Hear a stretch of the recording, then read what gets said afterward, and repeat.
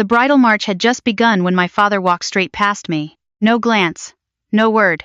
Not a single moment of hesitation. He took my sister's arm and moved toward the ballroom doors, as though I wasn't standing there at all. And I stayed behind in my wedding dress, flowers in hand, less than a meter away, watching the back of the man I had spent my whole life calling father walk away with someone else.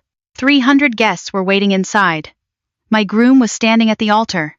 And in that moment, with the music still playing and the lights still glowing, I understood even on the most important day of my life, I was still not the one he chose. I never was. But that wasn't what made 300 people go silent that day. That happened a few minutes later, when a man stepped out from the far end of the dim corridor. Slowly, quietly, as though he had been standing there for a very long time, waiting for exactly this moment. He held out his hand. No explanation. No apology. He simply looked at me with eyes that I would spend weeks afterward finally admitting looked unsettlingly like mine. Then he asked, softly, just loud enough for me alone to hear, "Are you ready?" It was the first time in my life I had ever stood in front of my biological father, and it was the moment 24 years of lies began to come apart, not in silence, but right there in that hallway, with everything still to come. My name is Elena Voss. I'm 33 years old. I've sat with this story for a long time before deciding to tell it. Partly because it belongs to more than just me, there are other people in it who are still finding where to stand. But mostly because I keep meeting people who know exactly what it feels like to be the person in the room who is managed instead of loved, and I needed to say it out loud. For them. I grew up in a suburb of Eugene, Oregon, in a house that looked from the outside exactly like the kind of house where everything is fine. 4 bedrooms, a minivan, a mother who organized everything with a precision that left no room for anything unplanned, including feelings. Martin Rowe was not my biological father. I had known that fact my entire life. What I was not allowed to know what was kept from me, with the specific care that adults use when protecting something they know can't survive inspection, was anything true about the man who was. The story I was given was short and clean. My biological father, whose name I heard once and was never repeated, had walked out before my 2nd birthday. He had a problem with alcohol. A court had determined he was unfit. He had surrendered his rights without a fight. Clean. Final. Delivered with the kind of calm that tells a child, "Stop here." I was 5 when my mother married Martin. 7 when he legally adopted me. I don't remember being asked how I felt. I remember being told to say thank you. Sophie arrived when I was 8. She came into the family the way some children do, as a soft reset for everyone around her. Martin smiled more. My mother relaxed more. And I, without having the language for it yet, began to understand that my function in this family was different from Sophie's. Sophie was loved. I was managed. It took me years to find the right word for it. But that is what it was. Appreciated when I performed well. Invisible when I needed something. Quietly rerouted whenever I wandered too close to a question that made the adults in the room uncomfortable. I left for nursing school at 18 and never moved back. It wasn't dramatic. It was just obvious, the way some things become obvious once you've been outside long enough to see the shape of what you left. I built a life in Portland. I became a trauma nurse. I was good at it in the specific way that comes from having learned very early how to read a room, how to stay calm when everything is failing at once, how to hold someone's hand without making it about yourself. The hospital taught me a great deal, but honestly I had learned most of it before I ever set foot inside one. Then I met Owen. Owen Shepherd came into my life at a time when I had genuinely stopped expecting anyone to. He was a civil rights attorney, the kind who takes the cases other lawyers walk past, patient in ways that seemed almost stubborn, and completely incapable of leaving a conversation without making sure everyone in it had been heard. He made me laugh. More than that, he made me feel like I didn't have to perform being okay. We were together 2 years before he proposed. He did it at home, in our kitchen, on a Sunday morning. No audience, no ceremony. Just him and a ring that had been his grandmother's, and the specific quality of quiet that means someone isn't going anywhere. I said yes before he finished the sentence. The wedding planning was where the first cracks appeared. My mother got involved. Martin offered to pay for the venue, which seemed generous until I understood it meant he expected to be consulted on every decision. Sophie assumed she would be a bridesmaid, then a bridesmaid with special privileges, then effectively a co-planner. I agreed to more than I should have, the way you do when you've spent 33 years calculating how much peace costs and deciding it's usually worth it. But I held one thing. I asked Martin if he would walk me down the aisle. He said yes without hesitating. We were in his kitchen, and he had a glass of wine in his hand, and he said it like it was the simplest thing in the world. In that moment, he looked exactly like the father I had spent 33 years trying to believe he was. I built the entire ceremony around that, yes. Owen knew my history. He knew about Martin, the adoption, the version of my biological father I had been raised on. He listened the way he always did, without fixing, without filling the silence. But in the weeks before the wedding, I would sometimes catch a look on his face when my family came up.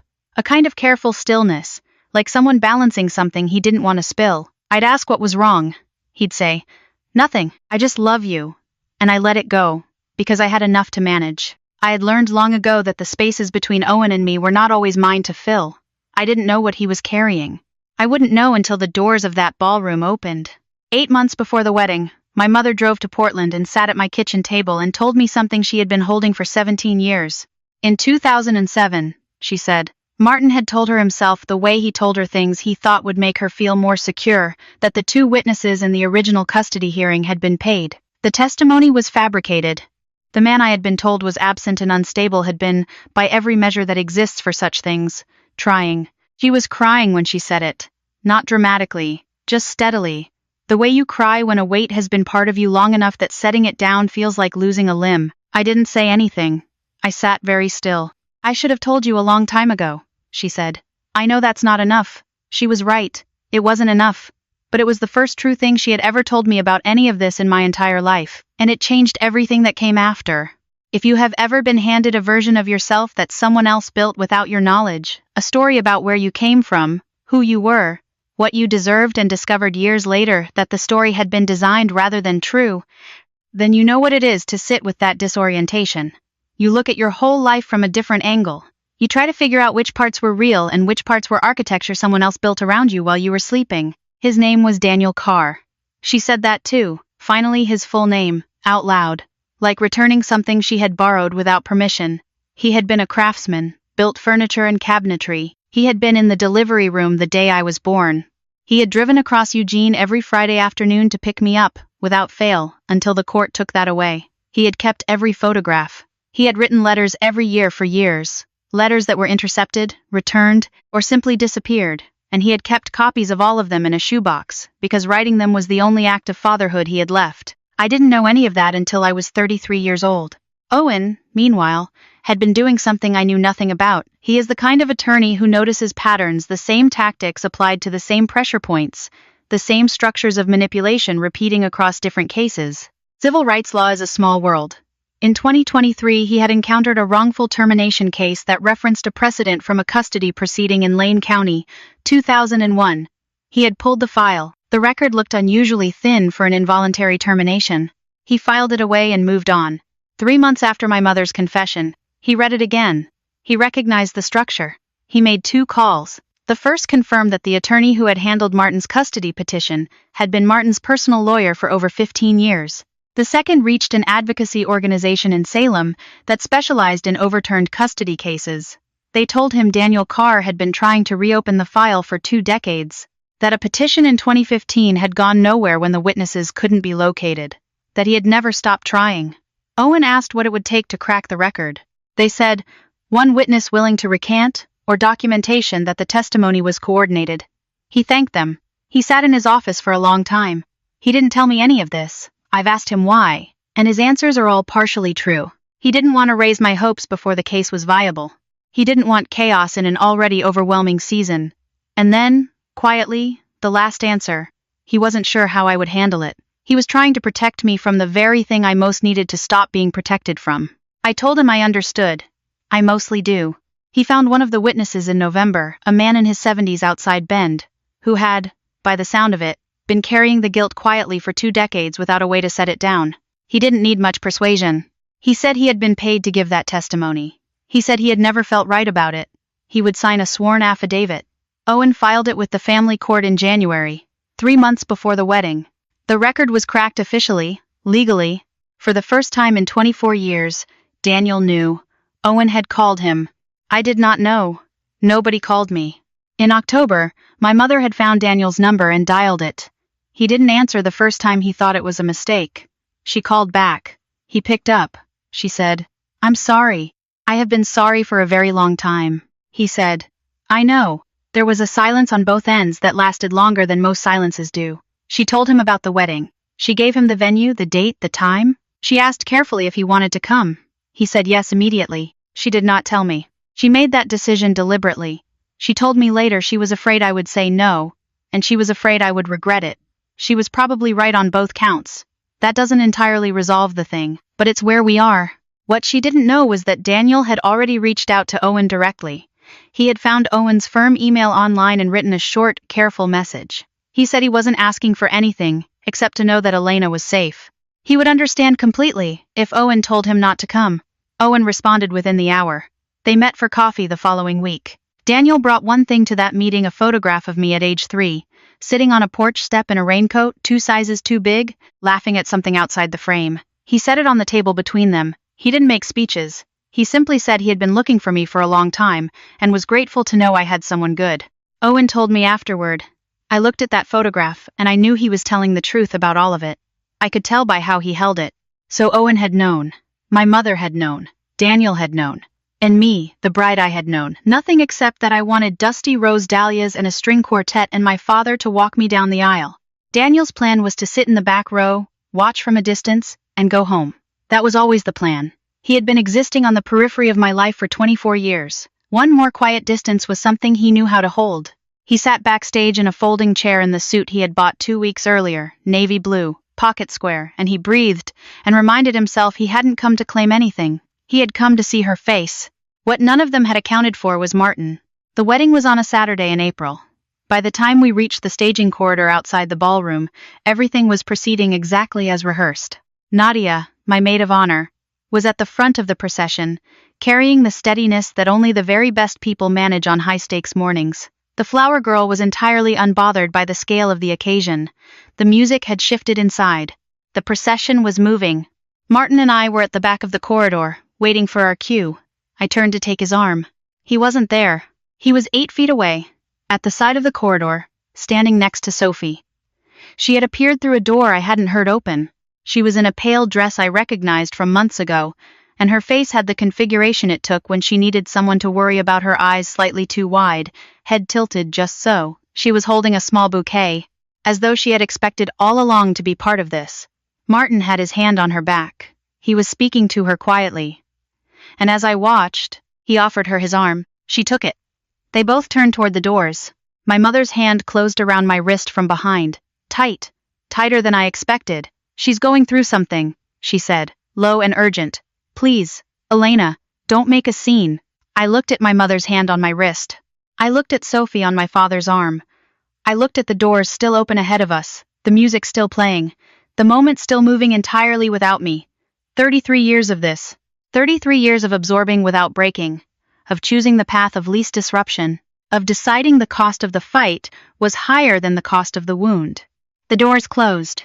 I was alone in the corridor in my wedding dress, holding a bouquet of dusty rose dahlias, and the processional music was coming through the walls, muffled and unstoppable. Somewhere 50 feet ahead of me, the man I was about to marry was standing at an altar with no idea what had just happened. Then the man stepped forward. I want to slow this moment down. I want you to feel the exact weight of it, because this is the moment I return to when I try to understand what the whole day meant. He came from the side of the corridor, set back just far enough that I hadn't registered him during the rush of the procession. He was around 60, navy suit, pocket square. He had a kind of stillness that doesn't come from having nothing to say. It comes from having practiced patience so long that patience has become the primary thing about you. He stepped forward. He offered me his arm. He didn't explain himself. He didn't speak. He just held out his arm and waited, with an expression I could not name, except to say it was not pity. It was something steadier than pity. It was the expression of someone who had been waiting for this specific moment for a very long time and had decided, long ago, that the waiting was worth it. I didn't know who he was. I had been told for 33 years that the man who should have been standing in that corridor didn't exist. But something in me, the part that had always been listening for something, just out of reach, that part knew. I took his arm, and we walked through the doors. The ballroom opened around us like weather changing. 300 people turned at once, and the specific quality of surprise that moves through a crowd before it has time to become sound, that collective intake traveled from the front row to the back like a current. I kept my eyes on Owen. He was at the altar, watching me walk in. And his face, which I know in every expression it makes, did something I had never seen it do before. His eyes moved from me to the man on my arm. And then something in him settled, went quiet and certain and unmistakably relieved. He knew this was right. That was the moment I understood I was safe. 4 steps into the aisle. Martin turned. I don't know what made him turn at that exact moment. Some instinct. The particular reflex that develops in a man who has spent 24 years watching for this kind of disruption. He turned. He saw the man on my arm. The color left his face not gradually, all at once, like something had been switched off. He said the name. Just the name. Not loudly, but in the silence that had fallen over that room, I heard it from 15 feet away. Daniel. Just that. The man on my arm looked at Martin with the same steadiness he'd had in the corridor. The tone of a man who has rehearsed every possible version of this moment, and chosen the version that costs him least and means the most. Martin took a step forward. What are you doing here? Not a question. A challenge. 7 words. The answer had 7 words. I'm walking my daughter down the aisle. The room processed them in layers. First the front rows who could hear clearly, then a ripple outward as the sentence moved person to person, until understanding had traveled all the way to the back walls. I watched it move through 300 faces like weather crossing a field. My mother was in the 3rd row. I saw her put her hand over her mouth. Sophie, beside her, looked genuinely blindsided. Whatever she had known about our family's history, it hadn't included this. Martin's composure was beginning to show its seams. You have no right to be here. You were removed from this family by a court of law. She's my daughter, Daniel said, quietly. I was never removed from her. She was taken from me. His voice was not loud enough to perform, just loud enough to be heard. I want to say something here to everyone who has ever stood in the audience while the wrong person had the microphone, while someone used their authority over a room to diminish someone who couldn't fight back. You know how the air changes. You know how the social gravity of the situation holds everyone in place.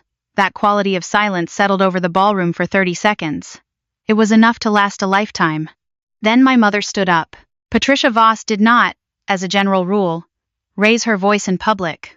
The people in that room who had known her for 20 years understood immediately that something had shifted. She stood in the 3rd row in her pale blue dress and looked at her husband with an expression I had never once seen on her face in 33 years of watching it. The expression of a woman who has decided completely, without any remaining calculation about the cost that she has done. Sit down, Martin. He turned. She said it again, and this time the sentence had a different quality to it entirely. Sit down. It's over. He stared at her. I could hear in his voice the pressure I had grown up with, the tone that used to fill our whole house with a particular quality of silence. You don't know what you're doing, he said. She said, I know exactly what I'm doing. I should have done it 20 years ago. She took one breath. Her hands were folded in front of her, perfectly still. In 2001, she said, Martin paid 2 witnesses to provide false testimony in Daniel's custody hearing. The testimony was fabricated. Daniel Carr was not unstable. He was not absent. He was a father who was deliberately removed from his daughter's life so that Martin could build a family without any competing claim on it. Her voice was level, not loud, perfectly level. I found out in 2007. Martin told me himself. He thought it would make me feel more secure. She paused. I have lived with it since. I am no longer willing to. The room was absolutely silent. Martin's face moved through a sequence. Shock. Calculation. Then something I had never seen on it before. Not anger, not contempt, but fear. Not of the crowd. Fear of my mother, standing in the 3rd row, having set down something she had carried for 17 years with no visible intention of picking it back up. He said her name. She said, no. Some words work like a period at the end of everything. That one did. Then, from somewhere toward the middle of the room, one person began to clap. Slowly, deliberately. Once and then again. And the sound spread the way sounds do when a room has collectively made a decision, growing until it filled the space entirely. 300 people responding to a woman who had told the truth in public for the first time in nearly 2 decades. Martin stood very still. He looked at Daniel. He looked at my mother. He looked at me. I was at the altar by then, holding Owen's hands, and I looked back at him with an expression I cannot fully describe, except to say it was not anger. It was something older and quieter than anger, something that had been waiting a very long time to be allowed to exist. I had nothing I needed to say. The officiant looked at me, then at Owen, then at the room, with the expression of a man who has performed many weddings, and is now operating entirely without a map. He cleared his throat. I turned back to face my husband. Should we continue? Owen looked at me like I was the clearest thing he had ever seen. Yeah, he said. Let's get married. We got married. Right there. The officiant led us through every word, steady and unhurried, as though the previous 10 minutes had simply been part of the ceremony. They were, I suppose, just not the part anyone had planned. Owen cried, his eyes filled. One tear got past him, he wiped it away without apology. I didn't cry. I haven't, not fully. I think it's still making its way through me. During the recessional, I passed Daniel at the edge of the aisle. He had stepped back after the altar, standing slightly to the side, not quite in the crowd, not quite apart from it. Exactly where he had always been, I thought. Close enough to be present. Far enough not to demand anything. I stopped. Owen stopped with me. Daniel looked at me and said nothing, because there was too much to say and he had apparently known for 24 years that I was not someone to be rushed. I said, "You built me a rocking horse." His face did something I will carry with me for a long time. "Took me 3 weekends to get the balance right," he said. I nodded. I didn't have more words than that, but I held out my hand. He took it, and we stood like that while the music played and the guests filed past, and I felt something shift in my chest that hurt and was, unmistakably, relief. Martin left during the recessional. 3 people told me afterward he walked out a side exit while Owen and I were kissing at the altar. My mother did not follow him. She stayed at the reception for 4 hours. She held my hand twice. She spent nearly an hour near the windows talking quietly with Daniel, and I watched them from across the room and felt something strange and sad and necessary about the sight of it. During the cocktail hour, Owen sat with me in a quiet side room and told me everything. The case he had found. The affidavit. The coffee meeting with Daniel in March. He told it plainly, and when he finished he said, "I should have told you sooner." I sat with that for a moment. "You were trying to protect me," I said. "Yes," he said. "Which you didn't need." "No," I said. "I didn't." He accepted that without deflection. It is one of the things I love most about him. He does not argue with true things. Near the end of the reception, Daniel found me at my table between dances. He sat down beside me and reached into his inside pocket and set an envelope on the table between us. "I wrote to you," he said. "Every year for a while. I know you never received them, but I kept the copies." I looked at the envelope, thick, worn at the corners. "Can I read them?" "They're for you," he said. "That's why I brought them." I put the envelope in my bag and read every letter in the hotel bathroom at 2 in the morning while Owen slept in the next room. 38 letters, in order. They are not dramatic letters. They do not plead or accuse or perform. They talk about ordinary things: a good day on a job site, a storm that knocked the power out for 3 days, a song on the radio that made him stop what he was doing. They say things like, "I hope you have a teacher who makes you feel smart this year," and "I hope someone taught you how to ride a bike properly because I had you almost there before everything changed." The last one was dated 2 months before the wedding. It said, "I heard you're getting married. I'm so glad. I hope he's someone who sees you clearly. I'll be there if I can. I won't ask for anything. I just want to see your face one more time." People ask me what the whole of this taught me. Not the wedding, not the confrontation, not even the letters, the whole 33 years. And here is what I've come to. The most dangerous thing that was done to me was not the fabricated testimony, not the intercepted letters, not even being abandoned in a corridor in my wedding dress. The most dangerous thing was being taught so early, and so consistently, that I never noticed I was learning it, that love and management were the same. That being cared for meant being controlled. That silence was the admission price of belonging. I spent 33 years in a family that called management love.